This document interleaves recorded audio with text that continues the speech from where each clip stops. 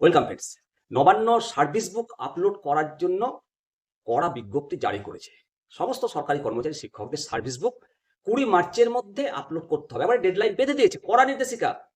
আর এই নির্দেশিকা জারির সঙ্গে সঙ্গেই সমস্ত কর্মচারী শিক্ষকের মনে একটা প্রশ্ন উকি মারছে, তাহলে কি 25% বকেয়া দিয়ে মেটাতেই এই উদ্যোগ, এই বিজ্ঞপ্তি?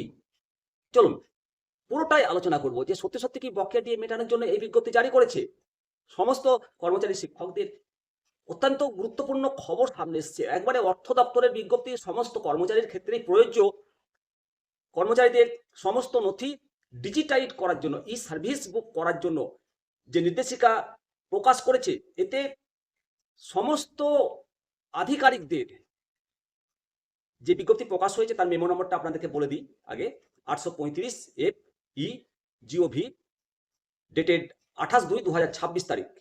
এই নোটিফিকেশন অনুযায়ী 20 মার্চের মধ্যে সমস্ত কর্মীর ই সার্ভিস বুক রেডি করতে হবে এবং দুটো পর্যায়ে এই প্রক্রিয়াটাকে ভাগ করা হয়েছে। প্রথমে আধিকারিকদের ভূমিকা রয়েছে, তারপরে কর্মচারীর ভূমিকা রয়েছে। প্রথমে সার্ভিস বুকের দায়িত্বপ্রাপ্ত কাস্টোডিয়ানরা প্রতিটা পাতা স্ক্যান করে তারা আপলোড করবে।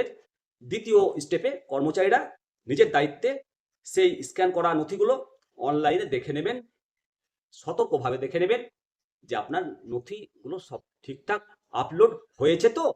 যদি না হয় আপনারা ফিডব্যাক দেবেন আপনার কাস্টোডিয়ানকে, তারপর সেগুলো ঠিক করে দেবে। তো এই যে উদ্যোগ, এটা কি বকেয়া ডিএ প্রাপ্তির সঙ্গে কোনো যোগসূত্র রয়েছে, যেটা আলোচনার মূল বিষয় বিন্দু। তো বর্তমানে সুপ্রিম কোর্ট 25% বকেয়া ডিএ মিটিয়ে দিতে বলেছে।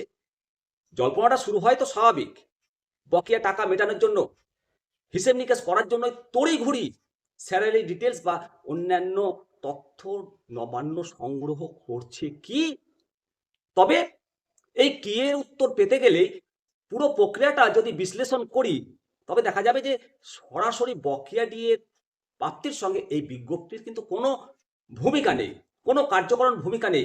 এর পেছনে রয়েছে রাজ্য সরকার নিজের সুবিধার জন্য নথিপত্র মানে ই সার্ভিস বুক করার জন্য এই উদ্যোগ গ্রহণ নিয়েছিল বহু পূর্বে। এর আগে 2019 সালের 25 মার্চ 1880 FY এই বিজ্ঞপ্তি জারি করেছিল প্রথমবার, কিন্তু বারংবার রাজ্য সরকার বলা সত্ত্বেও এই ডিজিটাইজ প্রক্রিয়াটা সম্পূর্ণ করেনি সংশ্লিষ্ট আধিকারিকগণ। এই জন্য সময়সীমা বৃদ্ধি করেছে এবং চাপ দিয়ে এই কাজটা তোলার চেষ্টা করছে।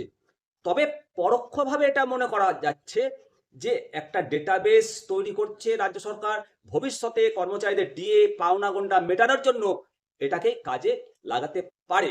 তবে জল্পনা যাই থাকুক না কেন, এটি সরকারি নির্দেশ, বাধ্যতামূলক নির্দেশ।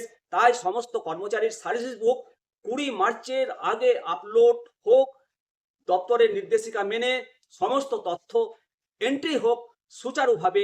এটা আমাদেরকে নিশ্চিত করতে হবে, নিজের ডিপার্টমেন্টের সঙ্গে যোগাযোগ করে নিজের সার্ভিস বুকটা আমাদেরকে দেখে নিতে হবে। তারপর ডিএ কখন মেটায় রাজ্য সরকার, সেটা তো আমাদের নজর রয়েছে। হবে হবে জয়, দৃঢ় প্রত্যয়। ডিএ পাবো, পে কমিশন পাবো, কর্মচারীর অধিকার পাবো। প্রত্যেকটা অধিকার আমাদেরকে নিজেদের পেতে হবে, নিজেদের অধিকার নিজেদের আদায় করতে হবে। ভালো থাকবেন। অবশ্যই বহু কাজের মধ্যে দিয়ে এই প্রতিবেদনগুলো করি বন্ধুরা।